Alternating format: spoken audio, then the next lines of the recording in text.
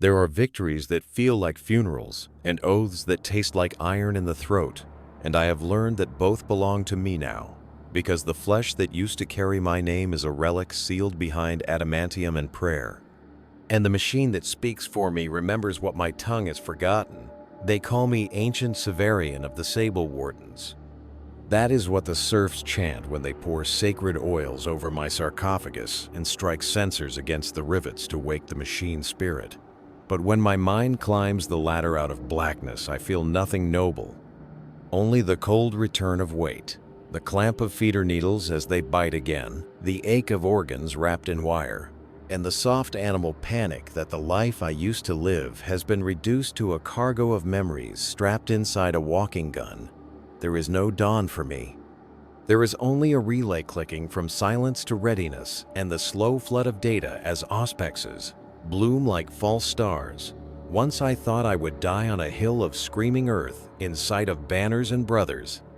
Once I believed a clean ending could seal a life. The priest said so as often as the drill masters did. But the truth is, we are not permitted to end. We are repurposed, refitted, revised. We are used until the last light inside us gutters under a dome of steel, and even that extinguishing is called service. When my eyes are cabled to the world again, the chapel around me is the same stone cage it always was. A vault of hanging chains and yellow lumen strips, and a floor graven with sigils so deep, the etchings have collected the dust of centuries. Servitors move on tracked feet and chant snippets of Binherik, while their human mouths dribble stale prayers. The tech marines work their mysteries with solemn hands. I know their names and forget their faces between awakenings. That is another part of the bargain. To sleep is not to rest, but to shed. Each cycle strips details from yesterday, until even the taste of a word I loved as a man is a faint shadow. The Iron Fathers tell me loss is mercy. They tell me clarity is strength. But I remember a laugh once, and I cannot remember if it belonged to me. When they power my limbs, they recite catechisms. When they slide the clamps that hold me, they greet me like a king pulled from a tomb. They say, honored ancient and blessed engine and guardian and father, and the names pile up until the only one that fits is prisoner. In the first seconds of wakefulness, I try to take a breath I no longer have, and reflex slams into machinery, and the machinery does not care. The chaplain in the skull helm leans close and touches his crozius to my plate, and I hear the impact through the bones that are left to me. Rise, he says. The Emperor has work for you. And I rise, because that is what the machine does when the commands align. War has a smell you can measure in solvents and hot copper, even when your nose is a filter screen. The briefing prints itself across my cortex in clipped bursts. A shrine world in the Karadath belt has rotted from the inside. Choirs went silent. Reliquaries turned to nests.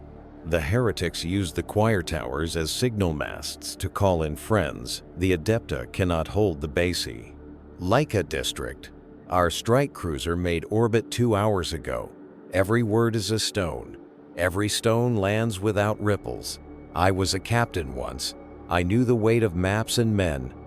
I could taste the mood in a room before anyone spoke. Now tactics run like rainwater and puddle into firing solutions. Target channels bloom.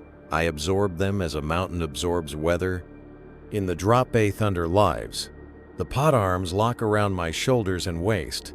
The deck beneath me trembles with caged speed. The young ones stand near, their armor bright like coins. I notice a scuff on a knee plate, a loose bead on a rosary tied around a pauldron ring. Once such details sang to me. Once I read souls in little things. Now I log them and lose them. The pod hatch shuts. The world narrows to clamps and a count. I remember the first fall and the way my twin hearts sprinted. I remember the taste of adrenaline behind my teeth. There is none of that now. There is only inertia. And then a punch like a god's fist. As the pod hits sacred stone, the doors blow and the cant of the battlefield arrives as a single chord. Muzzle flash and hymn smoke and screams that are some enemy and some friend. The basilica is a city of knives, arches and killing angles, and blind corners where choristers once wept in awe. Corrupted banners hang like wet skin. The first shapes that show in my sight are men remade by bad faith, stitched iconography, augmetic stolen and hammered into meat. Their rounds spark on my hull, and I answer with the old song. The assault cannon spins up, and the barrel noise is a lullaby. I know better than my own voice. Heretic's crater. The nave becomes a tunnel of plaster and blood. Brothers surge past me, black and bone white, purity seals snapping, their vox orders cut like flint.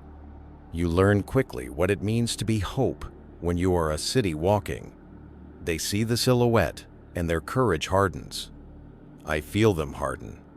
I cannot feel warmth or wind or the brush of a hand, but the wake I leave in them is almost like a touch. A cult leader, swollen on stolen faith, mounts the pulpit with a book of skin and begins a sermon that hurts the air. I put a shell through him mid-syllable, and the book and the man unmake together. A clean solution, an efficient solution. And yet, as the echoes fade, I run a loop of an old memory I did not summon, a boy with a candle kneeling here when this place was pure. I think the boy was me, because the memory shakes an organ that will not die, and it feels like shame. The fight collapses inward like a lung under pressure. The choir towers stare as a neck we must choke.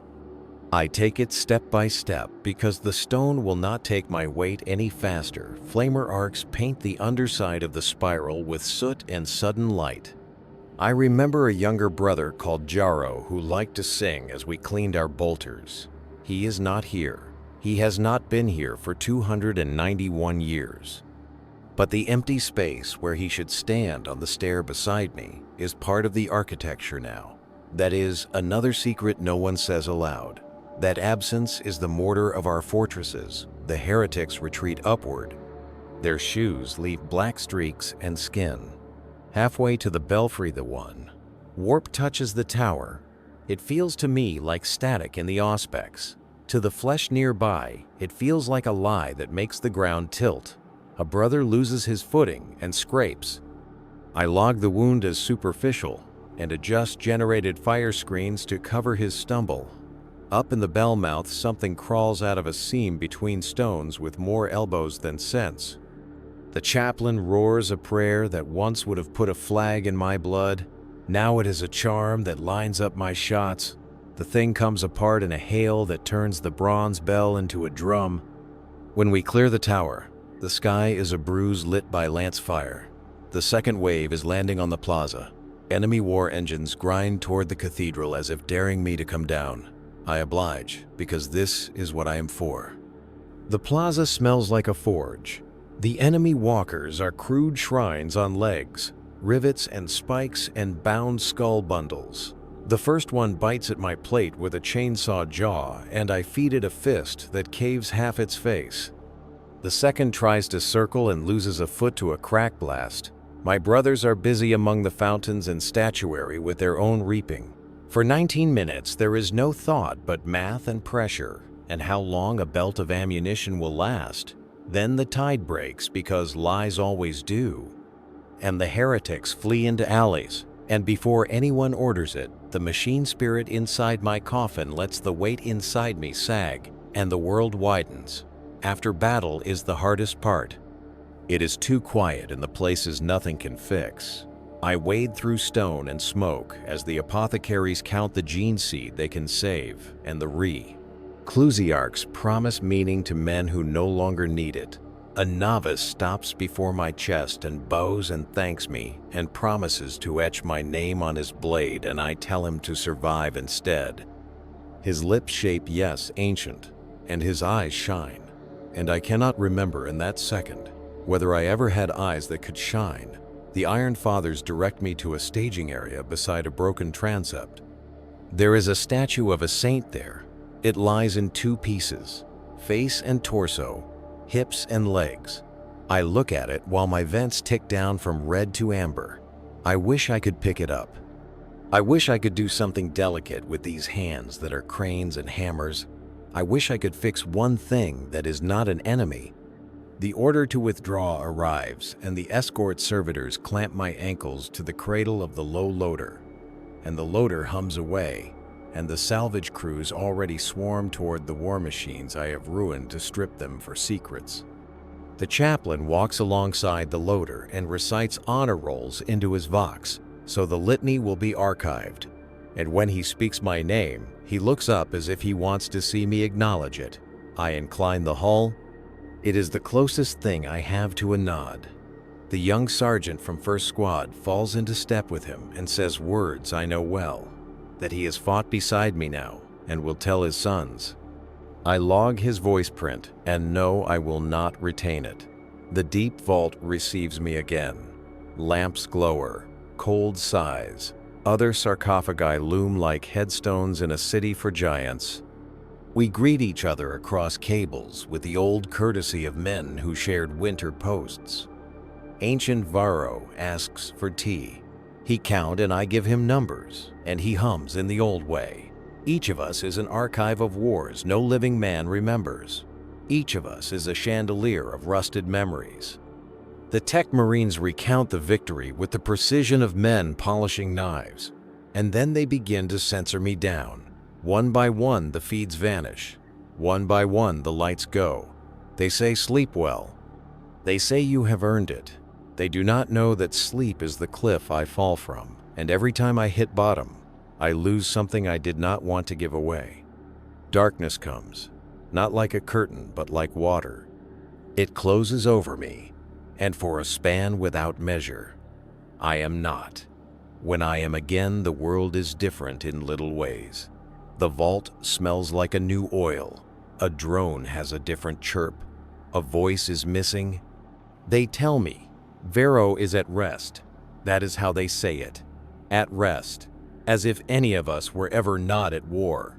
I want to say his name aloud and cannot remember the shape of human speech on a human tongue. I graze the data archive for his record, and it reads like a story about a stranger I admired. If I had tear ducts, they would rust. There is no time to mourn. There never is. Alarms dance. The fortress hums like a struck bell. A hunter fleet has cut in from the void. Glyphs burn on their hulls like infected wounds. Traitor Astartes. We launch before the hymn finishes. The drop is cold and clean, and then there is a void battle on the skin of a ship. Older than any of our banners, we clamp to its ribs and burn doors where there were none. Boarding is a knife fight in tunnels that sweat. The enemy wears plate that remembers, honor, and say. RVS horror. They taunt on wide band.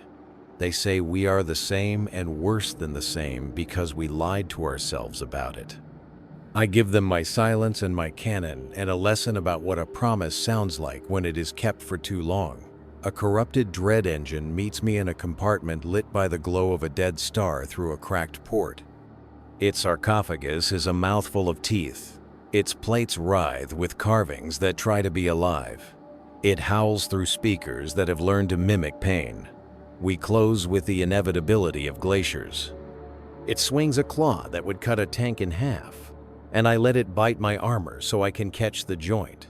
There is a taste like sparks inside my head, and that means I am alive still.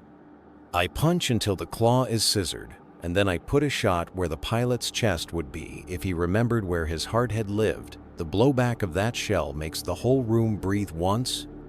After the duel, the Vox is quiet, and I hear my brothers calling target down and target down like fishermen calling. The weight of their nets. The ship dies in sections. We cut it apart and kick the pieces back to the gravity well. Fire takes what the vacuum does not. Returning to the vault after a void run makes the quiet hurt more. I lie in my frame, and I count back through names to keep them. I press my mind against the thin places where memory slides. In the dark between inputs, I dream in a way that is not sanctioned by anyone's catechism. I walk in a garden at dusk with lanterns hitched in the trees, and I am not wearing armor, and I do not weigh a mountain. There is a woman, and whose face is a mosaic of guesses, and she turns toward me and says, "Severian," and the sound of it is a key in a lock that opens into grief. I wake with the taste of her name, and it is gone before I can catalog it. When the Iron Fathers bring me up again, it is to a world that used to be a manufactorum moon, and now is a hive of hungry metal. Tyranids move through the broken refinery stacks like wind. Our lines flex and snap and reknit. I am sent to hold a causeway that crosses a coolant river. The Xenos come like weather, chitin and intent. My cannon scythes them. My fist cracks the screeching ones that leap. A warrior beast, the size of a loader, crashes into me and leaves gouges. Long as a man, it takes 3 seconds to turn it into pieces useful for no one. The river steams with acid, and the bridge trembles with bodies. Brothers fall and rise and fall again. A swarm covers my faceplate so completely that for a moment the world is mandibles and darkness, and then the flamer sings and the dark peels back. A young brother with a jump pack is ripped into. He screams a single syllable of my name, and I do not know if it is a prayer or a goodbye. I reach into the pile and pull him out, and half of him is already not him. He looks at my eyes and asks me to make a decision he does not want anyone else to bear. And I do. Clean, fast, the kindest subtraction, the bridge holds, the moon does not. The chapter writes our failure as controlled withdrawal, and I write it as too few boats on a burning sea. The centuries are a corridor. I walk with lamps going out behind me. Every time I wake hither, are changes on the walls, a banner moved, a sigil redrawn, a stretcher of new faces in the mess of my brothers. I fight to keep one detail from each campaign, and sometimes the detail is ridiculous. A tin cup dented like a crater, a servo skull that whistled a tune out of phase, the way the snow on a dead world took prints like a careful scribe. I tell these things to the neophytes when they come to touch my plate and ask for counsel. I tell them to notice small things, because the big ones are going to happen whether you look or not. A librarian once asked to walk my remembrance with me. He wanted to map what remained and put order to the ruin. He touched my sarcophagus and went pale, and took his hand away and said nothing more. Later, he sent a book of meditations to be hung inside my vault. I cannot read it unless they wake me, and when they wake me, there is always a reason that is not reading, so the book is part of the air. When the Chaos Lord came to our world, he brought storms. That is how they always announce the serious ones. The weather arrives angry, and the first things to break are the old stones and the old men. He burned villages to make a throat the size of a continent and called our names into it. We answered because we do not know how not to. He wore Terminator plate that drank light, and he walked under a standard older than our primogenitors, and his men beat their chests with chain-wrapped fists and laughed. I have heard that laughter for too long. The fight rolled across the plain below the monastery like a storm front, and I went out into it with my brother. It's like a cliff. The Lord found me because creatures like him cannot resist monuments. He pointed his axe at me and spoke my deeds back to me in a voice like saws. This is their poison. They want to turn your pride into a leash. I told him he had a good memory for a traitor, and then we went to work. He was fast and foul. He cut at the seals around my heart, and I crushed his shoulder, and we traded pieces of ourselves until the ground was a jigsaw and the sky was the same. And then I remembered something that had nothing to do with logic. The way my first sergeant used to feint low and cut a throat high. I did that. I did that with a hand the size of an altar. And his helm tilted, and the lens cracked like a window, and his eyes were human for a fraction as he died, and I chose to remember those eyes and nothing he had said. The route after a champion falls is always ugly. Like a peeled fruit, we pressed, we punished, We reclaimed our dead. Later, the Reclusiarch asked me in private if I felt vindicated, and I told him I felt tired. He placed a hand against my hull, as if to bless me, and I could not feel it. And that absence felt like the truest thing in the room. Nights in the vault are long even when you are a machine that does not count hours. Sometimes a serf will sit at the foot of my frame and read a fragment of a tale to the others. They think we sleep. Sometimes we do not. Sometimes we listen. The story will be about a warrior who lays down his sword and becomes a farmer, and every man in the room is quiet for a long time after the last line, because none of us knows how that why ends for men like us. Once in a long while, the apothecaries come with questions about pain that cannot be plotted, and I tell them, pain lives where you keep the faces, and they nod as if I had given them a formula and go away to rearrange words in their continent. Books. They ask me to speak to initiates before hard campaigns. I have stopped telling them that honor waits ahead. I tell them instead that honor walks beside them and asks a price each step. I tell them to pay in pieces they can lose without becoming someone they would not recognize. I tell them to keep a song and a name and a reason they can say in one breath. Sometimes I lie. Sometimes I say it gets easier. On the morning of the Space Hulk, I felt something like dread. Not the human kind, not the sweat and tremor, but a calculation that knew before the first breach that inside those halls would be a mirror pressed to our face. The Hulk had eaten a fleet and 100 prayers. Its corridors were stitched from dead craft and older things. We found ghosts that were not warp and rot that learned how to whisper. In the Navis Sanctum, a thing that pretended to be a man offered me a bargain I could not understand. Power in exchange for permission to write new names across my bones. I fired until the offer stopped making sounds. In a cargo cathedral, we found rows of citizens fused into seats like furniture. A brother vomited into his rebreather, and another brother put a hand on his shoulder and left it there. I logged the pressure of that hand and later replayed it because it was the most human thing in the ship we came home with. More scars and less sleep. And the Iron Fathers counted the salvaged mass like misers counting coins, and the Reclusiarch counted souls under his breath. And the numbers did not meet, and no one was surprised. The last time I woke before the end, there was frost on my plate, and I knew it meant I had been gone a long time. The vault felt roomy not because it was bigger, but because it was emptier. The Tech Marines worked with the efficiency of men who had grown up under my shadow and only knew my voice as a machine sound. They told me the chapter had changed livery for a campaign 3 generations ago, and that our fortress had a new western wing, and that the 4th Company had taken to carving little sunburst marks into the inside rims of their helms for luck. I admired the superstition.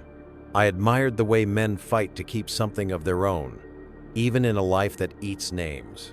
When the alarms came that hour, they did not stop. Not a pulse, but a continuous scream. The enemy came with a number that could be counted, and a rage that could not. I walked out into the light, with the certainty that this would be the last time I saw this yard. There were banners on the walls, and the faces under them were boys, and I felt pride that had nothing to do with statistics. The fight was a book already written.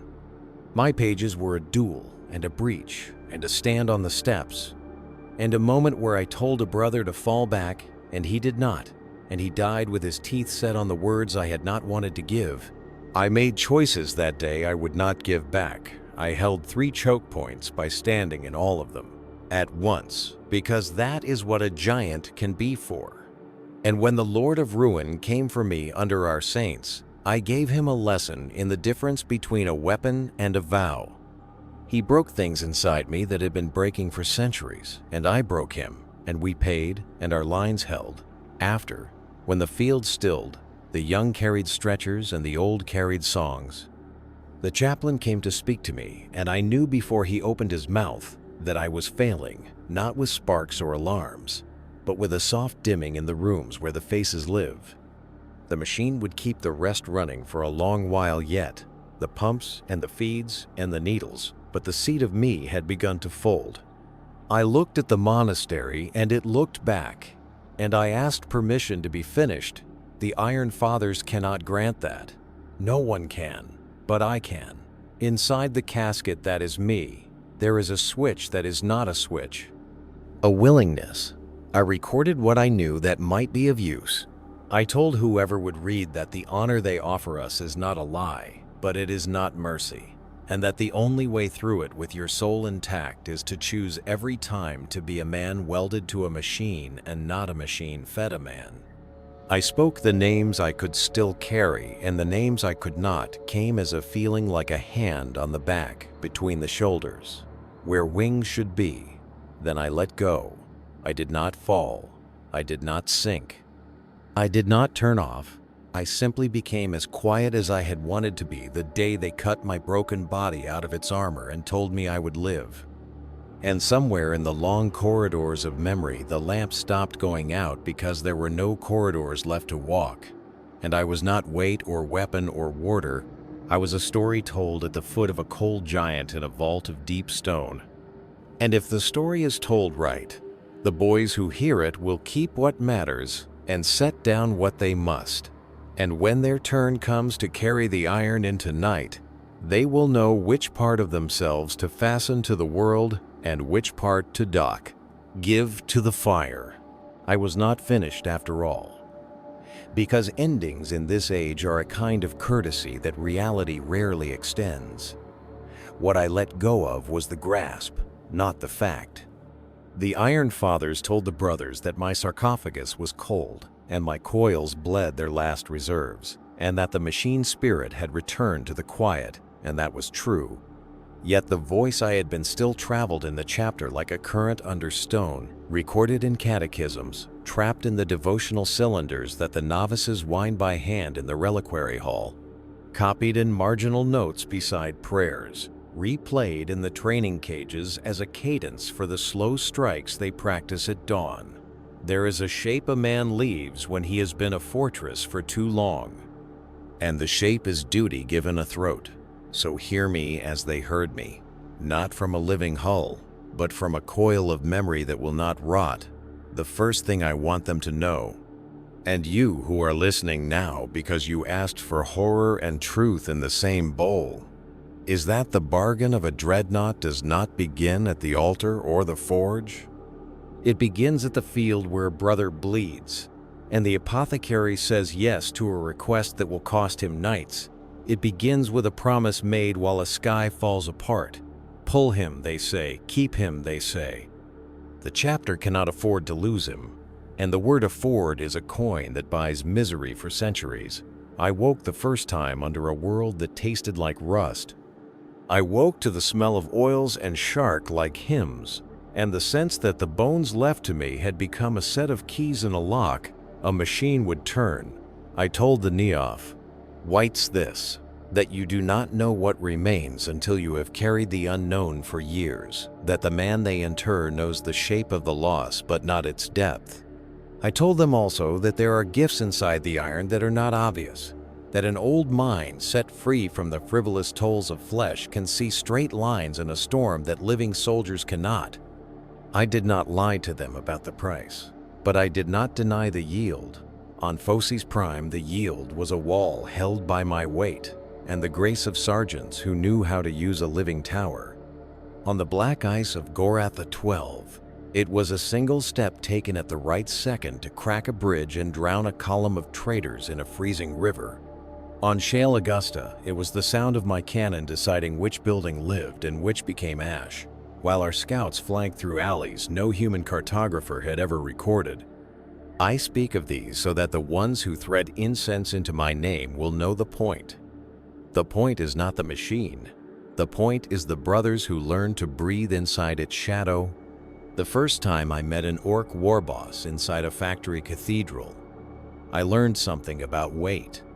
The creature had a laugh that tried to throw me off my line. It rang like iron pits and clattered teeth.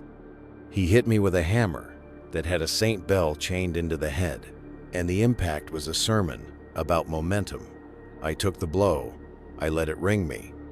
And then I moved in a way that turned my chest plate into a wedge and the beast into a lever, and the whole world became a math proof that ended with green bone snapping. I tell this because wisdom is not always subtle. Sometimes it is simply refusing to topple when you are meant to topple, and then choosing the angle that breaks the other shape first. I fought Eldar Wraith constructs under an aurora that stuttered like a wound trying to close. There was a poetry to that duel that I still respect. Spirit stone against sarcophagus. Dead speaking through vessels that remember grace. We traded blows and predictions. I learned there that sorrow can be a weapon if you ask it to lead instead of drag. The seer who guided their dead was precise and proud. His guardians moved as if the floor had been laid out for them bead by bead. I ruined a Wraith Lord with a grip that crushed the wrist where a blade met a hand carved from lost nobility. I spoke a line into the vox that I had been taught as a boy. Death is a robe we wear for others. And for a second the Eldar hesitated because recognition is older than hatred. Then we finished the work. On Damar the Tyranids taught me exhaustion. Not the kind a man knows when muscles burn. The kind a cliff knows when the sea does not rest. Wave after wave of intent that does not care about loss. I kept time by the belts I fed and the prayers I could recite without every word. A venom cannon cracked a seam above my heart, and poison painted the world in a rhyme only a censor can taste. I learned to ignore that taste. I learned to ignore the tastes of 1,000 deaths. Not because they do not matter, but because you cannot hold all of them and still lift. There were nights in the vault when a neophyte would come with a charm carved from a pent shell and ask me to bless it. He would hold it in both hands as if he were offering me a child. I would tell him to set it on the deck. I would lower my fist and touch the charm with a weight that did not crush it, and tell him that the blessing is that it still exists after contact with force. That is what you want to be, something that survives touch. In the long calms between alarms, I spoke with ancients who had forgotten more than most men will ever see. We argued in Binharic and Low Gothic and in the careful silences of soldiers who know that too much said is a kind of vandalism. Ancient Vero taught me to use the echo of a hall to measure how many men are afraid in it. Ancient Thelema taught me to count the beats between the chaplain's words for clues about which names hurt him to say, I told them my trick with the Eldar. They laughed the way iron laughs when you strike it right and it sings. I spoke to a librarian who asked to borrow my pain for a study he would not publish. He placed his palm on my sarcophagus and found that the machine does not erase the man, only spreads him thin. He shuddered and told me I had carried the faces well. I told him I had dropped more than I kept. He said that is what rivers do, and that the delta is still a giving place. The chapter moved its colors to honor a debt to a forge world that had kept us alive through a famine of parts. I liked the new ring around the Aquila because it reminded me of a halo painted by a tired artist who had forgotten how to draw innocence and only remembered light. When the Necrons came, I learned about insult. The first time a Gauss beam took a brother apart, stitch by stitch. And then the machines tried to stand the parts up again against us. I understood a new kind of wrong. I decided to be personal about it. A Triarch stalker thought it could measure me, and I broke its line of sight with a fountain of rubble made with my own hand. I watched a Leichgard pivot with mechanical grace to intercept a strike I had not thrown yet, and I timed my feint so slowly that it confused its predictive arrays. There is an art to being old that machines do not trust. On a pilgrim convoy shot through by corsairs, I guarded the spine of a chapter vessel while the gunnery decks found their rhythm. Void fights have a sound even in vacuum. They have a cadence that comes through plates and spines, a song for men who have learned to count by impacts. I learned to listen for the subtle lulls that meant a captain was catching his breath for a risk. During one such lull, I thought of the garden where I sometimes walk in dreams and the woman whose face refuses to resolve. I decided to call her by a name I have never spoken aloud, and the name tasted like a coin under the tongue. I let it dissolve, and then I fired at the precise moment the Corsair captain committed to a greedy turn. The shot bit into a seam that should not have been there, and the deck under my brother steadied. After the fight, a youth from 3rd Squad sat near my hull, while the artisans patched microfractures and told a story his mother had told him, about a fisherman who had been given a net that never broke. The fisherman caught 2 ch and drowned. The boy laughed at the lesson and said it was simple. I told him most lessons are. We complicate them because we are proud. He asked me what lesson I held tightest. I told him that it is better to be used up doing the thing you said you would do than to remain new and unchanged while others pay for you. He nodded, and I logged the way his head moved, a little to the side, as if he were already arguing with himself. I liked him for that. There were failures also. There must be, or the story is a lie. On Karsus Reach, we lost a reliquary to a plague that moved like a thought from face to face. The priest told us the masks would keep us clean, and the masks kept our mouths contained, but the truth was in the touch. Men helping men to stand, men passing canteens, men tying bandages. Kindness carried the rot to every corner of our lines. I learned then that duty sometimes means refusing the gentlest instinct, because the gentlest instinct has been weaponized against you. I stood apart on that field, and it felt like cruelty, and it was also mercy. The last survivor of a militia company looked up at my hull and begged for water, and I could not lift a hand without risking the day for 1,000 others. I spoke to him, and he died listening. And I took that death into the coil of my voice, because some burdens should not be left with boys. The Mechanicus once requested my transfer to a forge world to study the interaction of ancient mind and ever-older frame. My chapter master signed the permission, because he trusted them, as far as anyone can trust men who pray to engines. O.N. The Red Plain of Bellefonte. I stood in a forest of cranes and heard arguments about soul and spark. They took measurements and spoke languages made of ratios. They honored me with sigils that read like equations. One tech priest asked me if I felt the presence of the Omnissiah as a personality or a field. I told him I felt him the way a ship feels the sea. I told him also that the Emperor was a man once, and that this is the part I cannot let the priests turn into a fog. A man who gave us a road through a swamp. A man whose shadow is a shelter and a test.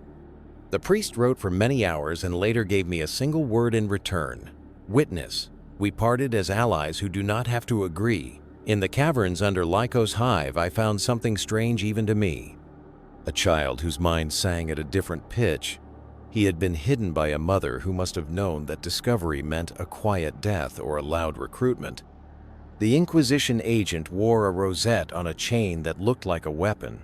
He asked me to move so he could take the child and the mother to the place he called safety. I asked him to define safety, and he told me a silence would be safer for all. I told him I had been a silenced thing for centuries, and that silence is not safety, it is obedience. He reminded me of law. I reminded him of judgment. In the end, the mother chose. She put her hand on the plate of my fist, and she chose exile in a ship with no destination, rather than a cage with a holy seal. I escorted them to a ventral bay, and I took the censure. The Inquisition wrote with a calm heart. The chapter kept the censure as a thumb between pages so we would remember where we had been reading when conscience interrupted. Years later, I heard a rumor in a port that a small craft had slipped a pirate ring because a boy with a voice like a bell had told the ring to sleep. I chose to believe it. Belief is also a weapon. There was a planet of glass where the night bent light in ways that hurt eyes. The enemy used mirrors to multiply fear. Mirage warriors walked beside the real. My auspex hated the place and spat back numbers that fought. I learned to track by footprint and by the way hearts alter the air in a room. I fired into places that felt heavy and were. I ignored phantoms because they did not leave heat behind. A brother asked me later how I had seen through the tricks, and I told him truth tends to move slower than lies. The basilica of black shale had stairs that seemed built for giants. I climbed them with a procession of boys and a chaplain whose voice was smoke and courage. In the shadow of a cracked fresco, I spoke the names of the fallen for 1 full hour into the recorders set along the nave. I spoke slowly. I spoke like a river, carving, and when I finished, the chaplain asked me if it hurt. I told him yes. He asked me if I wanted to stop. I told him no. I told him that remembrance is pain paid forward to keep other pains from arriving. When the space hulk called Gloam of Saints came out of the warp like a stain, we boarded with a company and left with a squad. I do not have more words for that place than this. We did not fail. We were simply taken apart by a house that had learned to eat its guests. I carried 3 brothers to a breach that led to a cutter, and each time I turned back, the corridors had rearranged into shapes that suggested mouths. I stamped and punched and burned until the metal began to sound like an animal. I do not claim courage there, I claim rage. And the difference matters because courage is a decision you can present to another as an example. Rage is a private fire that makes poor sermons. I include this so that boys who listen will not think their heroes are only virtuous. We are not. We are employed. The last time a commander put his hand on my plate and said thank you, I felt nothing under the words. But I remembered his father saying the same to me when we were both young. I watched the lines of his face tug in the same directions, and I thought about inheritance, the way manhood moves like a river through a house. The way duty is taught by repetition more than by speech. I told him to teach his boys to look first and speak after. I told him to teach them to clean their weapons as if they were cleaning their own names. He smiled, and the smile was the boy again. And I felt for a second a warmth that had no censor, only memory. Then the alarms brought us back to the world. A swarm, a spearhead, a siege. The words are different, and the work is the same. The Dreadnought begins again where he always begins, in darkness, with a voice calling him to rise. There will be an end for each of us, and for worlds, and perhaps for the age. But in the meantime, we walk forward, iron that remembers hands, hands that remember vows. When they ask me what, don't T is horrifying.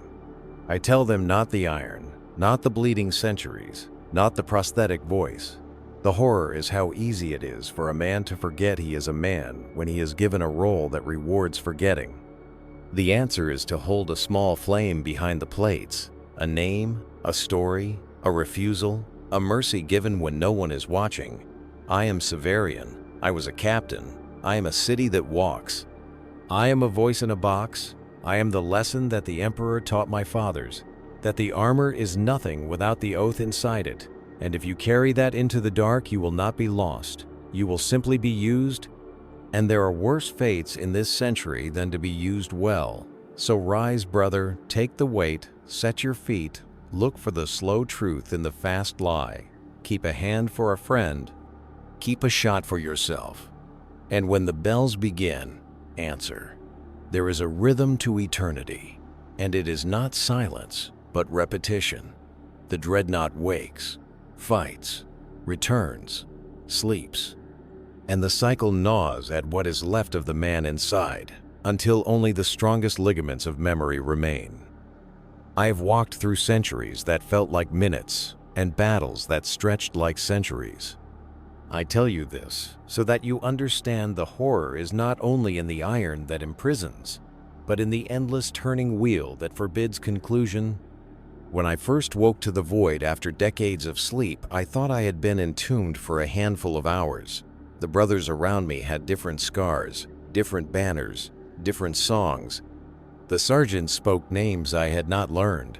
Time had stolen familiarity and replaced it with obligation. I asked after men I had once fought beside, and the silence that followed was the only answer I needed.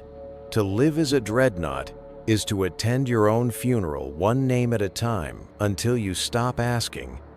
On the world of Kiris Reach, we fought through jungles that steamed with toxins. The air stripped paint. The foliage grew back over corpses before the blood dried. I crushed paths through trees that had learned to hunt. I listened to the hissing of insects that carried venom enough to kill an ox and watched brothers cut their way forward with bolters in one hand and machetes in the other. When we reached the temple heart of that place, the enemy was waiting with daemon engines that dripped ichor like sweat. Their voices carried promises of release.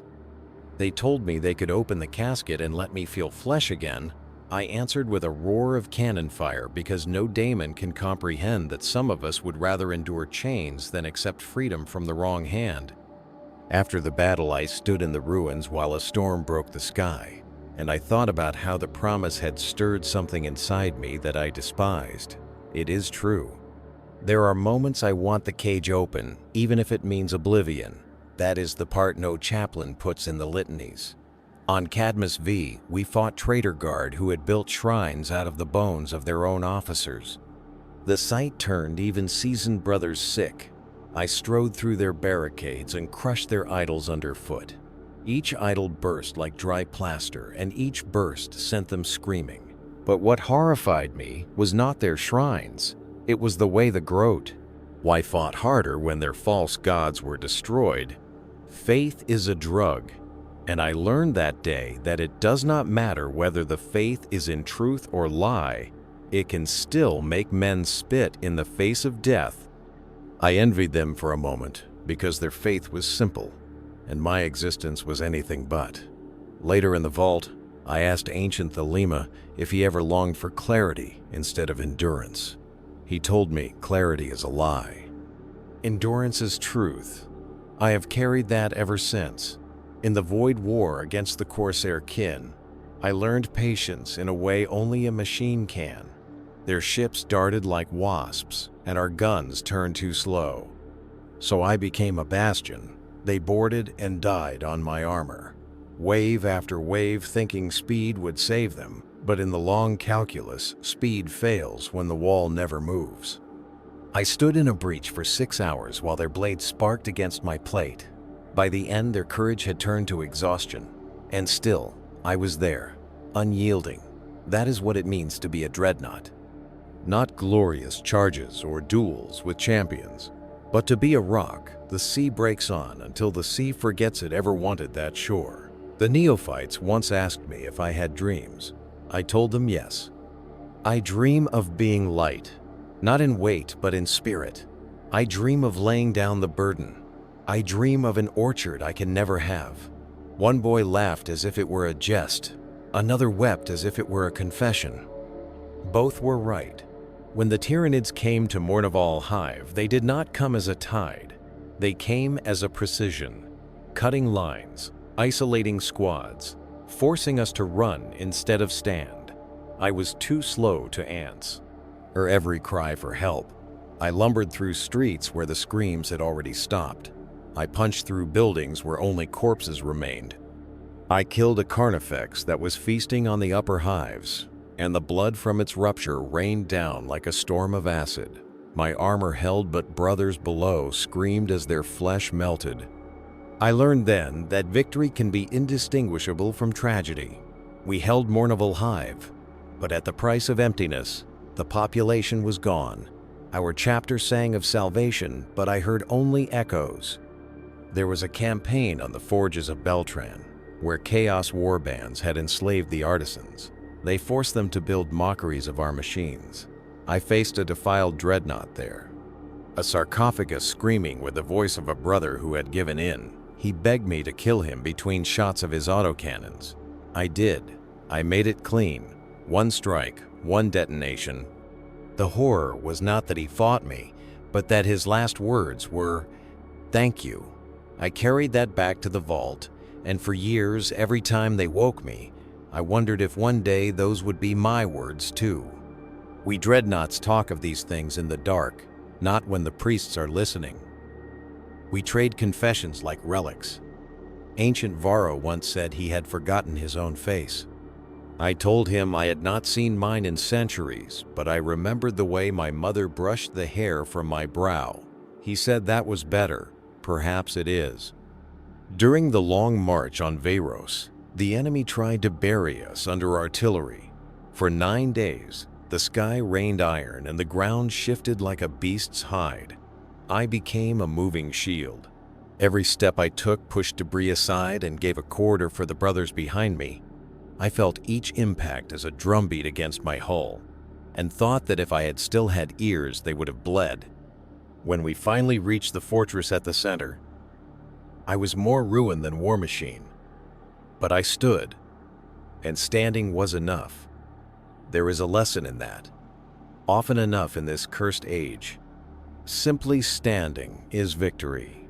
The Mechanicus once tried to speak to the machine spirit inside me without my consent. They hooked cables and whispered canticles and asked it questions about me. It answered with static and grinding. It answered with the echo of my voice repeating a prayer I had not spoken in centuries. They recoiled and told me my spirit and the machines had fused too deeply to separate. I told them good, because I am not a guest here, I am a tenant, and I will not be evicted. There are men who think dreadnoughts are trophies, monuments that walk. They do not understand we are prisons where loyalty is weaponized until it rusts. I tell you this not to earn pity. Pity is useless. I tell you so you understand that every time a dreadnought rises on the battlefield, it is not triumph, but tragedy turned into utility. Yet we rise, because what else is there? I remember once a child in a village we saved tugged at the purity seal hanging from my armor. He looked up and asked if I was a giant or a saint. I told him neither. I told him I was a soldier who had been punished with survival. He frowned, because he did not understand. I hope he never did. The brothers think it is an honor to be chosen. For this fate, perhaps it is, but it is also a theft. The theft of rest, the theft of peace. When the last war comes and the stars burn out, I do not know if I will be allowed to die or if they will strap my sarcophagus to the last ship and tell me to keep watch even as the void takes all. That is the horror. Not the battles, not the blood, not the endless enemies. The horror is eternity without choice. The horror is to be needed so much you are never released. I am ancient Severian, and I have been many things. A captain, a brother, a prisoner, a fortress, a voice. But above all, I have been a man who was not permitted to stop, and if you hear my voice now, then you know the truth of the Dreadnought. It is not a hero's tale. It is a dirge sung through iron lungs, and it will echo until silence finally remembers us. On the ash plains of Viridian, I learned what it means to be forgotten. The war there raged for months before my sarcophagus was ever awakened. The brothers fought and bled and built stories without me. When the call finally came, I was lowered into a battle, already half finished. Their eyes regarded me with awe, but also with distance. I was not their comrade. I was a relic pulled from storage, a weapon taken down from the wall. The enemy were traitor Astartes, their banners tattered, their mouths full of oaths spat against the throne. When I waded into their lines, they laughed because they thought age meant weakness. They did not understand that time spent in the dark is time spent sharpening hatred. I crushed their laughter and scattered their ranks. But when the battle was done, I stood alone while squads gathered around their living sergeants. I was too large for their circle, too ancient for their stories. In that moment, I understood that victory is a lonely crown. I have worn it too often. Years later, I was called to the defense of Vaith Station, a void fortress carved into an asteroid. The enemy were Drukhari, raiders who lived to peel flesh from bone. They struck like knives in the dark, cutting power, sowing fear. The corridors ran red before I even took a step. When they met me, they danced like shadows, blades sparking against my armor, hooks tearing at the seams. I felt their venom burn through cracked joints, but my machine held. I killed them in silence, one by one, until their laughter turned to shrieks. But the horror was not in their cruelty. It was in the prisoners they left behind, men and women broken open, still alive, begging for release. I gave it cleanly, one strike for each. One merciful subtraction. I carry their faces still, not because I want to, but because no one else will. When I returned to the vault, the priests called me merciful. I called myself executioner. The truth is both. On Grathos IV, the Tyranids came as a tide, and I was stationed at a breach that opened onto the lower hive. They poured in like a storm, claws clicking, screeches splitting vox channels. I fired until barrels glowed and fists split. I held that gate for 3 days without pause. Brothers rotated, scouts fell, sergeants died, but I remained. When relief finally came, they called me the Bulwark. I did not feel like one. I fell. Don't like a door jammed shut by its own hinges. When the chapter master praised me, I told him the truth, that I had wanted to fail, that I had wanted the tide to break me so I could rest. He placed a hand on my plate and said wanting is not the same as doing. I still do not know if he was right. On the world of Hastus, a cult had taken root in the catacombs beneath the basilica. When we entered, we found walls painted with blood and words not meant for mortal throats. I was too large for the tunnels. I tore stone aside and made my own path. The cultists screamed hymns to their false gods as they hurled themselves at me. My cannon cut them down. My fist shattered their altars. In the heart of the cavern, I found a child strapped to a wheel of knives. The cult had carved half his body away in their rituals, and yet he breathed. His eyes found mine. He whispered a plea I could not hear, but understood. I ended his suffering. I carried his body out and laid it at the chaplain's feet. I told him that if this was faith, then faith is poison. He told me it was not faith, but corruption. I told him corruption is only faith turned inward. He did not answer.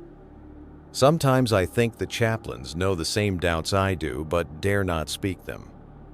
Once in a quiet year, the chapter left me sealed for longer than usual. Decades passed in silence. When I woke, I expected to find myself dust, but the machine spirit still hummed. When the priests greeted me, they told me whole generations had come and gone. New captains, new banners, new wars. I was an artifact of history they could no longer imagine. I asked deed after brothers I remembered. They shook their heads. Gone, gone, all gone. I felt then that my memories were less record and more burden. Who do I carry them for, if not the living? Perhaps only for myself. On Idris the orcs came with gargants, machines the size of fortresses belching smoke and fire. I met one in open plain. Its guns raked my hull. Its claws ripped plates away. But I drove into its legs, tore pistons, smashed joints, until it toppled. Its fall was an earthquake that buried me beneath rubble. I lay there half crushed for 2 days before they dug me out. My system screamed. My body screamed louder. The tech marines patched me, but the cracks remain. Sometimes I wonder if the iron will hold longer than the will. During the defense of Clythos Gate, I was sent with a squad to hold a causeway against Chaos Marines. The night was red with fire, their chants louder than the guns. I met a champion there clad in warped Terminator plate. His axe burned with unnatural flame. We fought in the center of the bridge while brothers bled around us. His strikes carved gouges, mine shattered his helm. When he fell, he spat blood and laughed. He told me we were the same. Prisoners of gods we did not choose. Then he died still laughing. His words followed me back into the dark. They still follow me. I deny them, but denial is not silence. The truth lingers like smoke. I do not know how many centuries I have walked. I do not know how many wars I have fought. My memories are a hall of broken mirrors. Some clear, some fogged, some gone. Yet one thing I know with certainty, there is no glory here, there is only endurance. To be a dreadnought is not to be honored, but to be used until there is nothing left. I am not a hero. I am a remnant, a voice in iron, and when I finally cease, if I am permitted to cease, the universe will not notice. Only silence will. And silence is not mercy. Silence is the last battlefield, and it is waiting.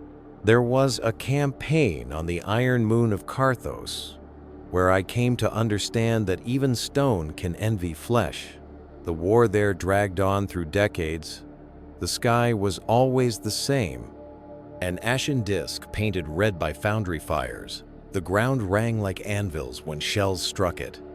We fought renegades who had welded themselves into armor until they no longer knew where skin ended and steel began. Perhaps that is why I hated them, because I saw myself in their corruption. They bled oil and screamed machine prayers twisted by madness. I cut them down without pause, but each blow was like striking a mirror. When the forged citadel finally fell, I stood amidst the wreckage and heard the workers chant my name, as if I was a saint. They threw flowers that turned to ash before touching my hull. I wanted to tell them not to praise me, not to call me savior. But my vox only delivered static, so they saw silence as divinity. I have been worshipped before, and it has never felt like honor, only like another kind of prison. On the sands of Vorath, we faced Necron phalanxes. Their Gauss fire stripped brothers atom by atom. The air screamed with disintegration. I remember one warrior who marched toward me with perfect calm. Green light burning in its skull. It raised a blade humming with dimensional energy and swung. The strike cut into my sarcophagus. Alarms howled. For a moment I thought I felt my soul itself split. I answered by seizing its arm and crushing until its weapon died. I smashed its skull underfoot and told myself I was still whole, but sometimes in the dark vaults, I hear a faint buzzing. Where that wound is, as if some fragment of their unlife still lingers. I do not tell the Tech Marines. It is not a fault they can mend. On Veyros Delta, the warp itself tore open above the hive spires. Daemon spilled like fire. The sky bled. The world screamed. Brothers died praying. Others died cursing. I fought through halls that bent and melted, stairways that led to nowhere. I slew a prince of the warp that towered over the cathedral square, its wings black storms, its voice 1,000 whispers. I tore its head from its shoulders and burned it in holy Prometheum. The priests sang hymns of triumph, but I knew better, because even in death the daemon smiled, as if it had planted something in me. When I returned to the vault, I dreamed of wings I could not move. The horror is not only what we fight, but what remains after. When I was deployed to defend the reliquary world of Sanctus Lyre, I found myself stationed in the catacombs where the bones of saints were stacked in golden alcoves. The enemy came with fire and corruption. They smashed relics, toppled statues, spat on names older than empires. I stood in those tunnels for hours, each step shaking dust from skulls long dead. When it was done, the catacombs were rubble, the bones scattered. I felt shame because I could not protect the dead. The chaplain told me the saints do not need stone. Their sacrifice lives on. But I knew that stone matters. Memory matters. When the past is ground to dust, only silence answers. And silence is cruel. Once, during a campaign whose name I have lost, I was left in the field half buried under rubble after our forces withdrew. The enemy thought me dead. I lay there for weeks, my systems running low. I heard scavengers picking through corpses. I heard brothers' bodies burned in pyres of mockery. I could not move, only listen, until finally recovery squads arrived. When they cut me free, I was more ruined than engine.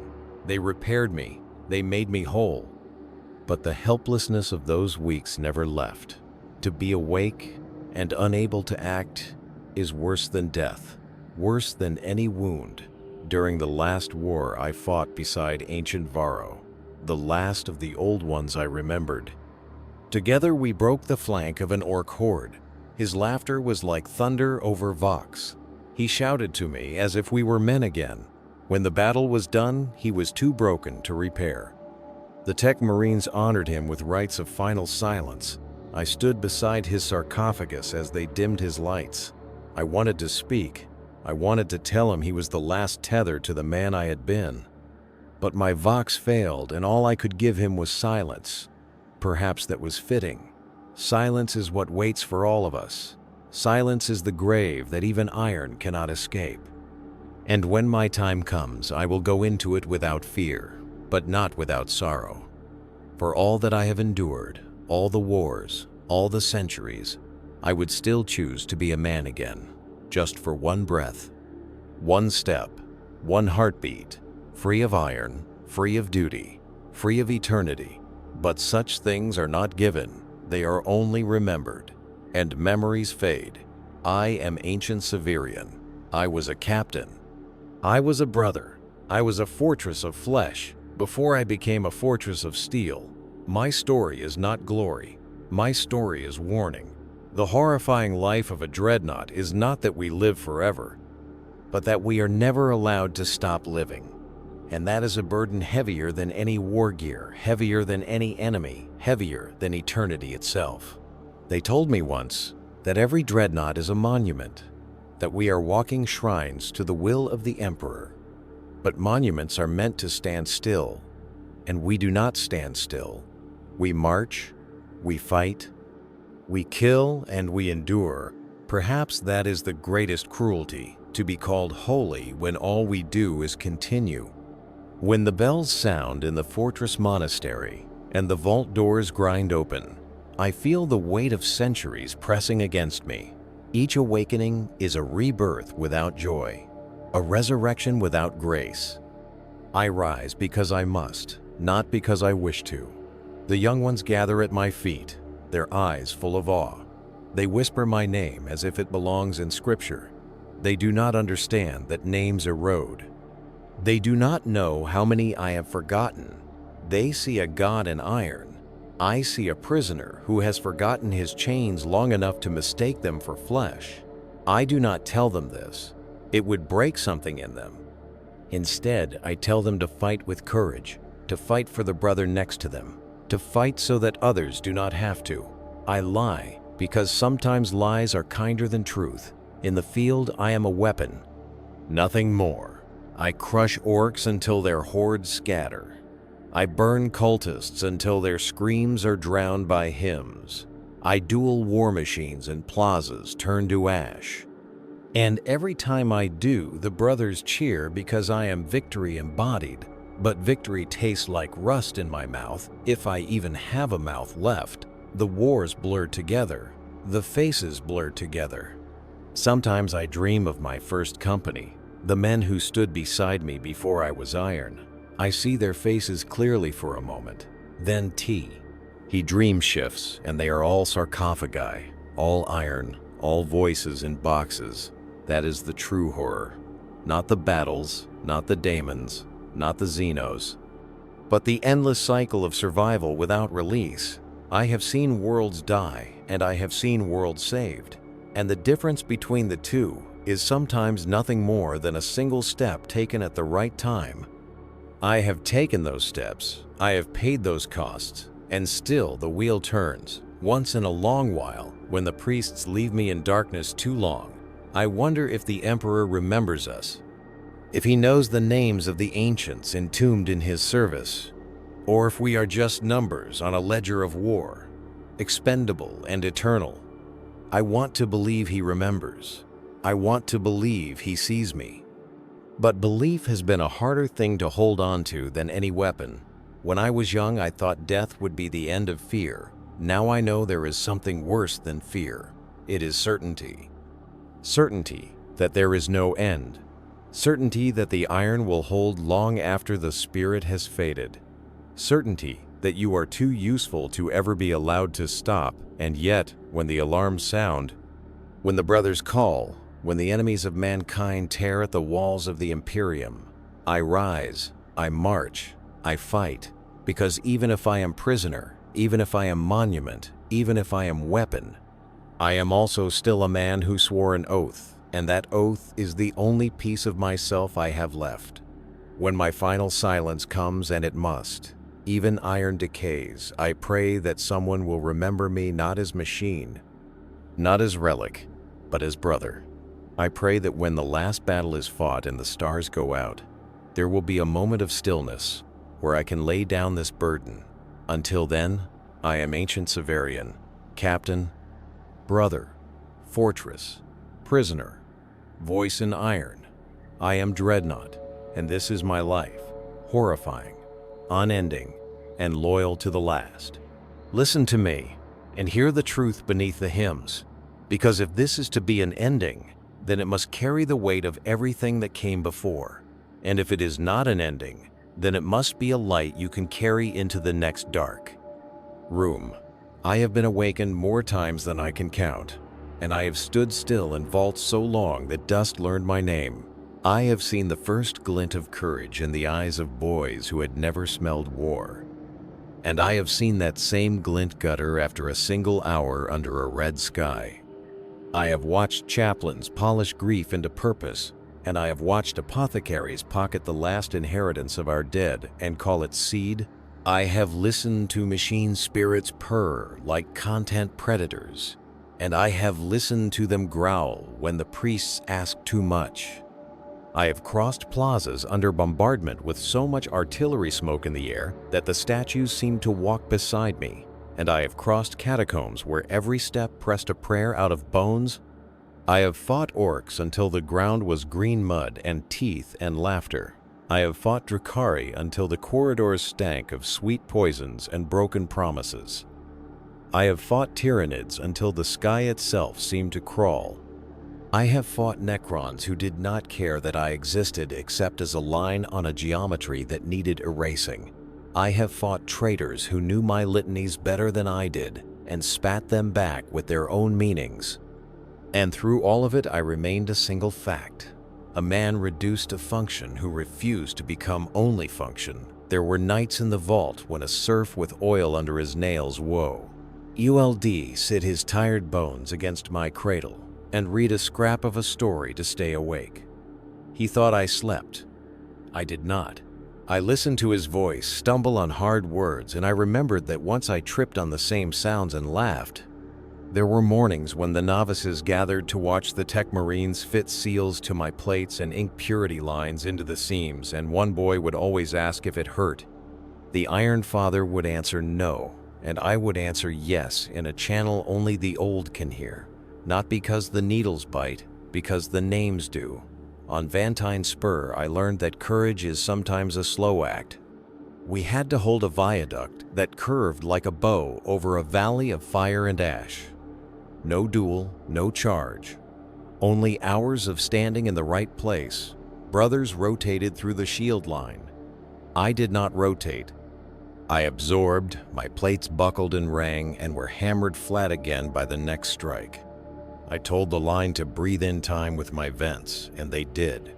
We found a rhythm, and a rhythm is a kind of mercy. When the storm lifted, we were still there. The enemy were not. No song was written for that day, and none was needed. On Grithin Pier, I learned that kindness can be a weapon. A hab cluster had been used as a barricade with families inside. The enemy wanted our hesitation. They wanted our conscience to become their shield. I spoke to the Voxnet and told the civilians to move to the stairwells and hold water against their mouths. I put my fist through 3 load-bearing pillars and took the weight of the roof on my shoulders, long enough for them to slip away. My joints screamed. My vision flickered. When the last child stumbled into light, I let the roof crush me, and I dug myself out of the rubble with a hand that did not feel like mine. The scouts cheered. The priests called it providence. I called it a choice, and choices matter. In the silent deserts of Hekara, I learned to count by shadow. There the sun stood like a nail in the sky, and the ground was a mirror. Auspex feeds lied, heat lied. Even footsteps lied because the sand flowed back into the prints like water. So I watched the angle of crows that circled the dead, and I watched the way smoke rose in a crosswind. truths move slower than lies, and in that slowness you can live. I told the neophytes this when they asked how to see through fear. Fear moves fast. Truth does not. Wait for the slower thing, then strike. During the reclamation of Orpheal Gate, I met a sister of battle whose voice could have split granite. She stood atop my hull as we pushed through a mob of apostates, and she sang a hymn that I had forgotten the words to, but remembered the shape of. Together we turned a boulevard of slaughter into a street of retreat. She hopped down afterward and thumped my plate with her gauntlet and thanked me for the ride. I told her she had been the engine and I had only been the road. She laughed and said, "Perhaps faith and iron are just names we give to the same stubbornness." I liked her, and I remember her still. On the glacier world of Ananke, we fought under a sky that rang like glass.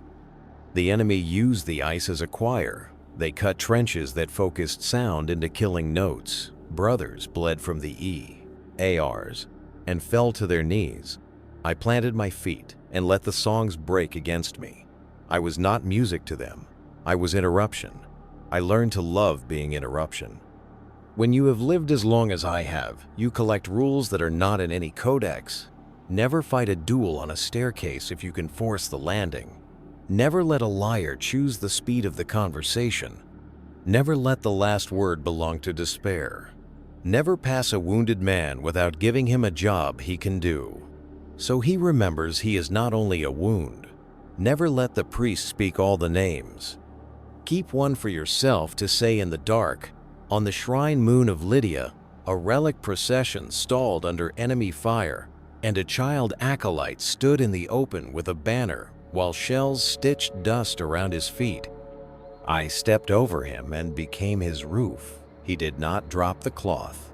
Later, the Reclusiarch said the boy would be recorded as a servant of uncommon courage. I told him the boy had been a mirror, and that he had shown me my own oath. In the arsenals of Quantus, the Mechanicus tried to weigh me.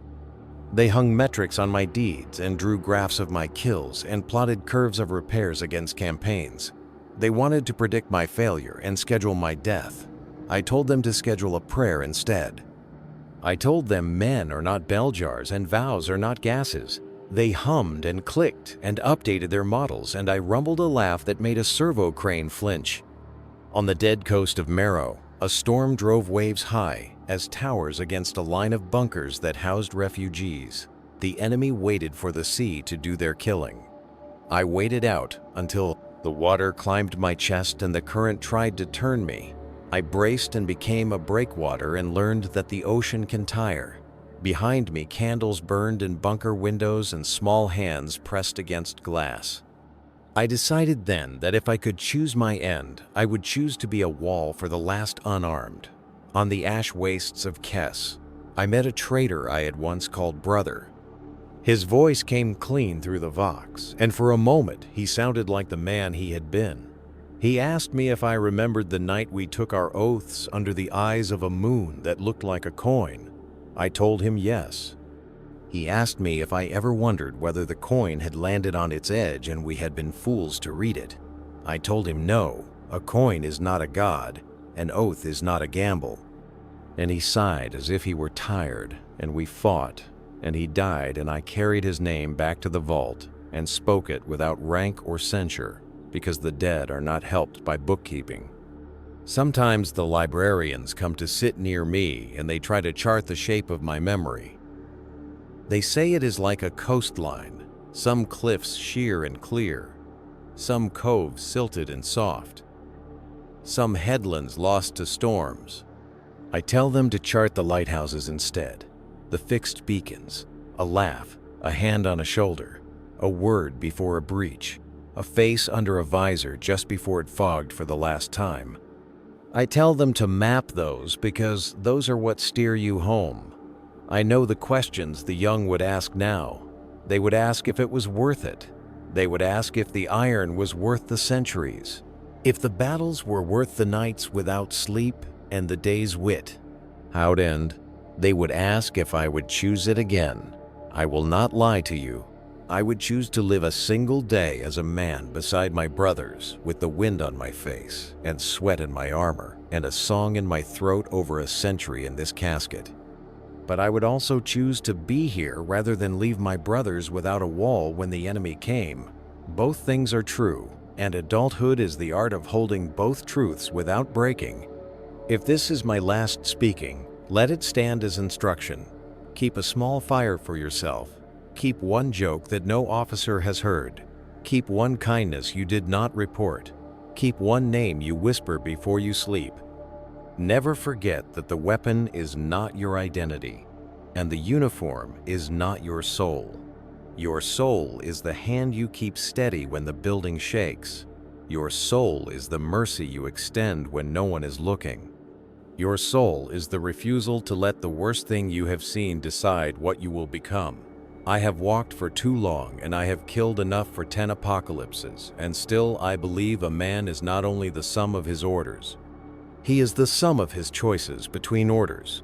When the bells call again, I will rise if I can, and if I cannot, then let this voice be my last standing order. Stand where you are needed. Tell the faster lie to wait for the slower truth. Hold the line until the least of us has crossed. And when the day ends, touch the names you carry and remember that honor is not a crown, it is a weight. It is heavy. It should be heavy. It should remind you that you are not done.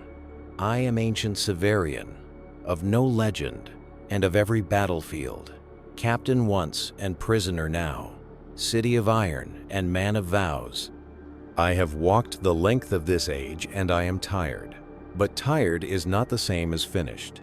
If I stop now, then let someone else begin. If I continue, then know that I do so not because the machine demands it, but because the oath inside the machine still burns. Take that flame from me if you can. Carry it where I cannot go. And when your time comes and the vaults open for you and you hear your name turned into ritual, remember the quiet things. Remember the small truths. Remember that a dreadnought is not a god. He is a promise kept too long. And even that can be beautiful if it saves one more life, on one more step, of one more broken stair, under one more falling sky.